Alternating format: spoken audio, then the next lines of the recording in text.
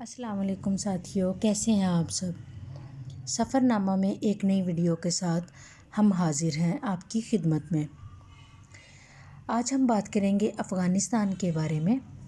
ہم آپ کو افغانستان کے سب سے بڑے بلکہ دنیا کے سب سے بڑے قبرستان کے بارے میں ہم آپ کو بتائیں گے اور اس کا ہم آپ کو لائیو ویڈیو بھی دکھائیں گے۔ افغانستان ایشیا کا ایک ایسا ملک ہے جو پاکستان کے مغرب اور ایران کے شمال میں واقع ہے۔ یہ وسط ایشیا اور جنوبی ایشیا میں واقع ایک زمین بند ملک ہے۔ اس کے جنوب اور مشرق میں پاکستان، مغرب میں ایران، شمال مشرق میں چین، شمال میں ترکمانستان، ازبکستان اور تاجکستان آباد ہیں۔ ارد گرد کے تمام ممالک سے افغانستان کے تاریخی، مذہبی اور ثقافتی تعلق بہت گہرا ہے۔ اس کے بیشتر لوگ مسلمان ہیں۔ یہ ملک بالترتیب ایرانیوں، یونانیوں، عربوں، ترکوں، منگولوں، انگریزوں، روسیوں اور امریکہ کے قبضے میں رہا ہے، مگر اس کے لوگ بیرونی قبضہ کے خلاف ہمیشہ مزاحمت کرتے رہے ہیں۔ اسی وجہ سے کوئی بھی کہا جاتا ہے کہ افغانستان میں شاید ہی کوئی گھر ایسا ہو جہاں پر کوئی شہید یا کوئی معذور نہ ہو۔ یہاں کے لوگ بہت ہی غیرت مند ہیں اور انہوں نے ہمیشہ سے غیر ممالک حملہ آوروں کے خلاف بھرپور ایڑی چوٹی کا زور لگا سے بھرپور مقابلہ کیا۔ اسی وجہ سے یہاں دنیا کا سب سے بڑا قبرستان آباد ہے۔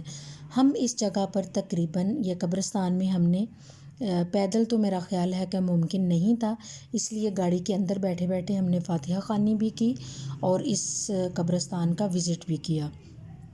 یہ تقریباً گاڑی کے اندر ہمیں وزٹ کرتے ہوئے تقریباً آدھا گھنٹہ ہو گیا تھا، تو ہم ابھی قبرستان میں ہی گھوم رہے تھے۔ 1919 میں شاہ امان اللہ خان کی قیادت میں انگریزوں سے افغانستان کی آزادی کے بعد افغانستان صحیح معنوں میں ایک ملک بن گیا، مگر انگریزوں کے دور میں اس کے بیشتر علاقے حقیقت میں بھی آزاد ہی تھے اور برطانیہ کبھی بھی ان پر مکمل قبضہ نہیں رکھ سکا۔ 11 ستمبر جو 9/11 کے واقعے سے مشہور ہے، اس واقعے کو بنیاد بنا کر امریکہ نے طالبان پر جنگ مسلط کر دی اور طالبان حکومت، جس کو امارت اسلامیہ افغانستان کہا جاتا تھا، ان کو گرا دیا۔ لیکن 20 سال کے بعد بھی امریکہ کو طویل تباہ کن جنگ کے بعد افغانستان سے نکلنا پڑا۔ اس خواری کے بعد امریکہ کی کٹ پتلی حکومت، جو اسلامی جمہوریہ افغانستان کے نام سے قائم تھی، وہ 15 اگست 2021 تک قائم رہی، لیکن طالبان کا کابل پر قبضے کے ساتھ ہی اس حکومت کا اقتدار کا سورج غروب ہو گیا۔ افغانستان پچھلے 35 سال سے مسلسل جنگ کی سی حالت میں ہے، جس نے اس کو تباہ و برباد کرنے کے ساتھ ساتھ اس کی نسلوں کو بے گھر کر دیا ہے۔ یہ تباہی کبھی تو غیروں کے ہاتھوں ہوئی اور کبھی خانہ جنگی سے۔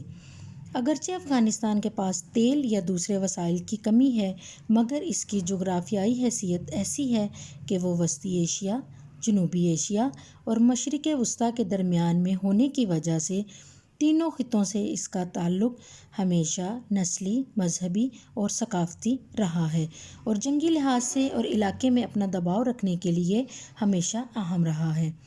یہی وجہ ہے کہ استعماری طاقتوں نے ہمیشہ اس پر اپنا قبضہ یا اثر رکھنے کی کوشش کی۔ اس کا زیادہ رقبہ پتھریلا پہاڑی علاقہ ہے، جس کی وجہ سے یہاں پر کسی بھی بیرونی طاقت کا زیادہ دیر تک قبضہ رکھنا ناممکن ہے۔ یہ لوگ قبائلی ہیں، اسی لیے یہ کبھی بھی بیرونی طاقتوں کو تسلیم نہیں کرتے۔ یہ اپنے قبرستان تو آباد کر لیتے ہیں، اپنے گھروں سے اٹھ کر قبرستانوں میں آ کر تو سو جاتے ہیں، لیکن کبھی بھی یہ بیرونی طاقت کی غلامی قبول نہیں کرتے۔ اسی لیے اس ملک کو کبھی بھی لمبے عرصے کے لیے امن نصیب نہیں ہوا۔ اس کے مشہور شہروں میں کابل، قندھار، ہرات، مزار شریف، پلخمری، جلال آباد، تالقان، قندوز، چاریکار، شبرغان، غزنی اور سرپل شامل ہیں۔ افغانی ثقافت کی 3 اہم بنیادیں ہیں: ایرانی ثقافت، پشتون ثقافت اور اسلام۔ ان سب میں اسلام کا اثر سب سے زیادہ ہے۔ افغانیوں کے لیے ان کا ملک قبیلہ سے وفاداری، مذہب، اپنا شجرہ نسب اور سب سے بڑھ کر آزادی بہت اہم ہے، جس پر یہ کسی بھی صورت میں کمپرومائز نہیں کرتے۔ مذہب کے ساتھ ساتھ شاعری اور موسیقی بھی ان کی زندگی میں قدر اہمیت رکھتے ہیں۔ افغانستان ایک مکمل تاریخ رکھتا ہے، جس کے نشان جا بجا آثار قدیمہ کی صورت میں نظر آتے ہیں۔ بزکشی ان کا قومی کھیل ہے جو پولو سے ملتا جلتا ہے۔ جن دنوں ہم نے افغانستان کا سفر کیا تھا، ان دنوں میں بزکشی نہیں ہو رہی تھی۔ یہ ایک مخصوص موسم میں ہوتی ہے اور ہم گئے تھے تقریباً مئی میں، تو اس وقت بزکشی نہیں ہو رہی تھی۔ یہ ایک چھوٹا سا ترکش کوئی قبرستان تھا، نامعلوم، یہاں پر تاریخ وغیرہ نہیں لکھی ہوئی تھی، تو ہم نہیں سمجھ سکے تھے کہ یہاں ترکوں کا کیا کنٹریبیوٹ ہو سکتا ہے۔ میں بھی جب ترک یہاں پر قبضہ کرنے آئے تھے اس وقت سے یہ قبرستان ہو۔ اگر ہم بات کریں تو افغانستان کے کھانوں کی، تو افغانستان کے کھانے لاجواب ہوتے ہیں۔ ہم تقریباً 11 ملکوں میں، جس وقت یہ ویڈیو بن رہی ہے اس وقت تک تقریباً ہم 11 ملکوں کے اسفار کر چکے ہیں، لیکن کہیں بھی اس قدر لذیذ، عمدہ اور نفاست سے بھرپور کھانا نہیں کھایا جس قدر افغانستان میں ہے۔ ان کے مشہور کھانوں میں افغانی یا کابلی پلاؤ، خمیری روٹی، شنواری یعنی کڑاہی اور تکے کباب شاید نہیں یقیناً اپنی قسم کے مزیدار ترین کھانوں میں دنیا بھر میں مقبول ہیں۔ افغانستان کا زیادہ علاقہ پہاڑی ہے جو کوہ ہندوکش پر مشتمل ہے۔ افغانستان میں پانی کی شدید کمی ہے، اگرچہ اس میں 4 دریا ہیں جن کے نام آمو، کابل، ہلمند اور ہریت ہیں۔ اونچا ترین مقام نوشک ہے اور ترچ میر کے بعد کوہ ہندوکش کا دوسرا اونچا پہاڑ ہے۔ اس کی افغانستان کی جغرافیائی سرحد 5529 کلومیٹر لمبی ہے، جس میں سب سے زیادہ علاقہ پاکستان کے ساتھ لگتا ہے۔ ان کے پاس زراعت کے قابل رقبہ صرف 12% ہے، جس میں سے چونکہ زیادہ تر علاقہ پہاڑی ہے اس لیے اس میں زلزلے کثرت سے آتے ہیں۔ افغانستان کے علاقے میں سونا، چاندی، کوئلہ، تانبا، کانسی، کرومائٹ، جس، گندھک، لوہا، قیمتی پتھر اور نمک پائے جاتے ہیں۔ ان کے ہاں تیل کے بھی وسیع ذخائر ہیں۔ یہ تمام قدرتی وسائل مسلسل جنگ کی وجہ سے کبھی استعمال نہیں ہو سکے۔ اب طالبان اس کے بارے میں کافی کام کر رہے ہیں، جس کے لیے انہوں نے دوسرے ممالک سے بھی کچھ انہوں نے ان کے ساتھ تعاون کیا ہے یا کچھ کانٹریکٹس وغیرہ کیے ہیں۔ تو اس وقت ہم قبرستان سے باہر ایک مشہور بزرگ کا مزار ہے، ان کو عبدالرحمن کے نام سے جانا جاتا ہے، ہم ان کے مزار پر اس وقت موجود ہیں۔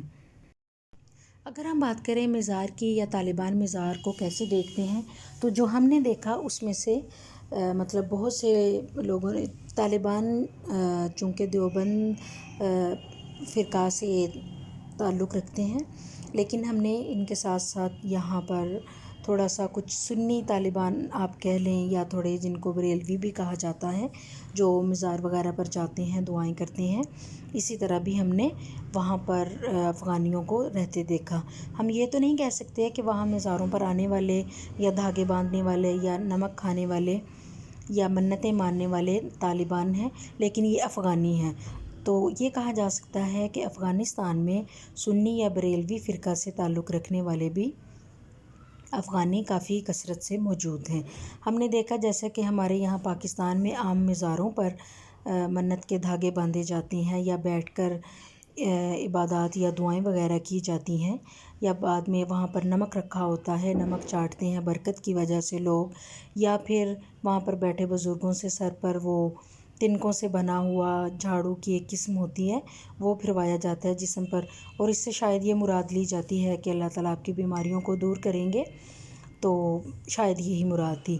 یہ مزار کی انٹرس ہے، سارا مزار سفید ماربل سے بنا ہوا ہے، بہت صاف ستھرا عمدہ، اور یہ ٹھنڈا ماربل تھا جو گرمیوں میں بھی سرد رہتا ہے۔ یہ فانوس لٹکے ہوئے ہیں چاروں طرف، آیات قرآنی وغیرہ لکھی ہوئی تھیں۔ یہاں پر بھی دوسرے سب مزاروں کی طرح گیٹ کے انٹرنس کے ساتھ ہی رائٹ ہینڈ پر عورتوں کے لیے پردہ لگایا جاتا ہے، جہاں پر عورتیں داخل ہوتی ہیں اور مزار میں بیٹھ کے دعا وغیرہ کرتی ہیں، اپنی عبادات نوافل وغیرہ ادا کرتی ہیں، اور لیفٹ ہینڈ پر مردوں کے بارے میں ہوتا ہے۔ یہ کہا جاتا ہے کہ حضرت تمیم انصار اور جسر انصار، یہ صحابہ ان کو کہا جاتا ہے کہ یہ ان کا مقبرہ ہے۔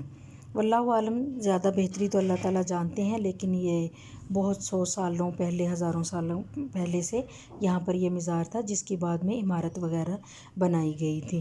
کہا جاتا ہے کہ جنگوں میں اس کو معمولی نقصان پہنچے تھے، جس کی وقت کے ساتھ ساتھ مرمت وغیرہ کرتے رہے یہاں کے متولین وغیرہ۔ یہ بہت چوڑا لکڑی کا بنا ہوا، اندر سے تو سیمنٹ کنکریٹ کا تھا، لیکن باہر لکڑی کی اس پر فلورنگ کی ہوئی تھی، اور قبر بھی بہت لمبی اور بہت بڑی تھی۔